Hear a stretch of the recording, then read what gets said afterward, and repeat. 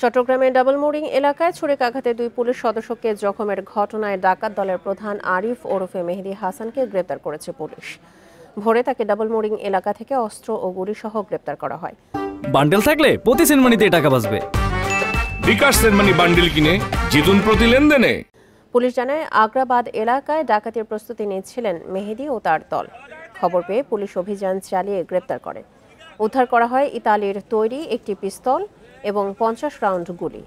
25শে ফেব্রুয়ারি আগ্রাবাদ বারিক building এলাকায় অভিযান চালানোর সময় ডাকাত দলের সদস্যরা পুলিশের ওপর হামলা চালায়।